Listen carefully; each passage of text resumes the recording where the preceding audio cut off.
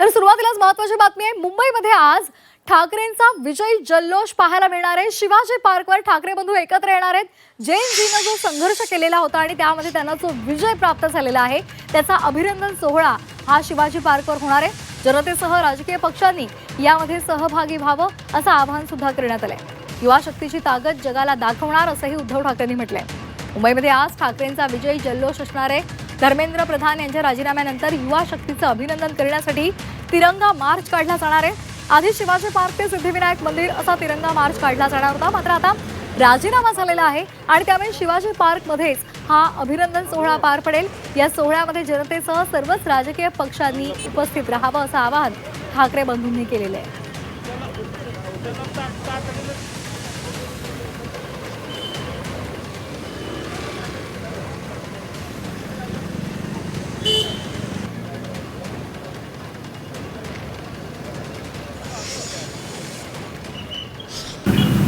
Shivaji park मैदानामध्ये वीर सावरकर मार्गावरती तिथेच व्यासपीठ असेल।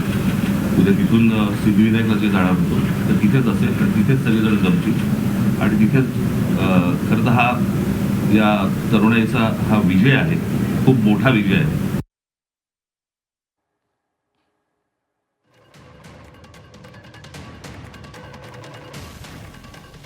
तर या संदर्भात अधिक माहितीसाठी आपण जाणार आहोत। आमचे प्रतिनिधी गोविंद तुपे आपल्यासोबत जोडले गेलेले आहेत। गोविंद, सध्या तुम्ही त्या ठिकाणी आहात, कशा पद्धतीचं नियोजन करण्यात आलेलं आहे, तयारी करण्यात आली आहे?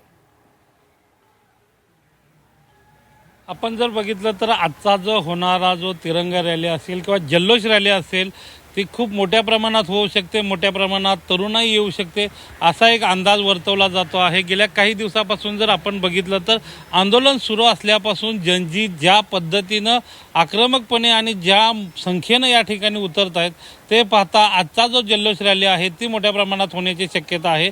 आणि सगळ्यात महत्त्वाचं म्हणजे वीर सावरकर मार्ग, ज्या वीर सावरकर मार्गावर ही सगळी रॅली होणार आहे त्याच ठिकाणी सर्व पक्षाचे जे नेते आहेत ते या ठिकाणी एकवटणार आहेत। या ठिकाणी एक ट्रक लावण्यात आलेला आहे, त्या ट्रकवर सगळे जे नेते आहेत म्हणजे राज ठाकरे असतील, उद्धव ठाकरे असतील किंवा इतर सहभागी होणारे इतर पक्षाचे नेते असतील ते याच स्टेजवरून इथल्या तरुणाईंना संबोधित करतील।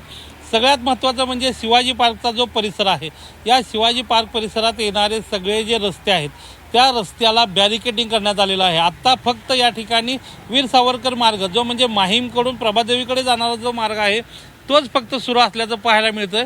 हे बाकीचे सगळे जे रस्ते आहेत ते पोलिसांनी शिवाजी पार्ककडे येणारे बॅरिकेडिंग लावून बंद करण्यात आलेले आहेत।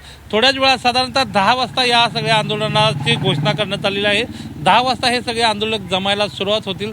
साधारणतः 10:30 ते 11च्या दरम्यान खूप मोठ्या संख्येनं हे सगळे तरुण जे असतील ते या शिवाजी पार्क परिसरात जमतील आणि घोषणांचा एकमेव सगळा जो जल्लोष आहे तो आपल्याला पाहायला मिळेल। परंतु गेल्या काही दिवसापासून हे आंदोलन जे सुरू होतं ते राज्यभर असेल, देशभर असेल, वेगवेगळ्या पातळीवर जल्लोष ज्या पद्धतीनं ज्या जनजीज आणि सगळ्या बाकीच्या सगळ्या राजकीय पक्षाच्या पदाधिकाऱ्यांनी केला होता जो कालच्या सगळ्या आंदोलनानंतर त्याचाच परिपाक जो आहे तो आज पुन्हा एकदा शिवाजी पार्कवर आपल्याला पाहायला मिळणार आहे।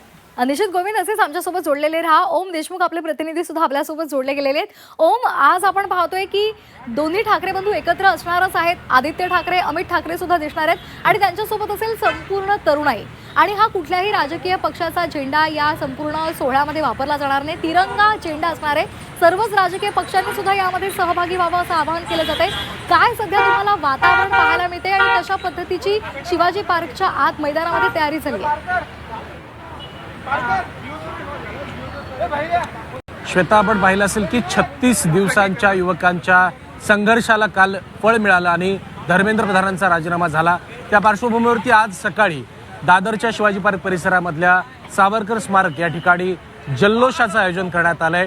राज ठाकरे, उद्धव ठाकरे हे या दोन्ही महत्त्वाचे नेते या सगळ्या जल्लोषात सहभागी होतील। सध्याचं जर आपण चित्र पाहिलं तर माझ्या मागे तुम्ही पूर्ण दृश्यांमध्ये पाहू शकता की कशा प्रकारे या ठिकाणी ही जी तयारी आहे ती केली जाते। जो ट्रक तुम्हाला मागे दिसतोय त्या ट्रकवरती स्टेज लावलं जाईल आणि या स्टेजवरतीच खऱ्या अर्थानं राज ठाकरे असतील, उद्धव ठाकरे असतील किंवा जे महत्त्वाचे नेते असतील ते उपस्थित राहतील आणि जे युवक आहेत, जे जेनझी आहेत, त्या सगळ्या जेनझीजला, युवकांना संबोधित करतील।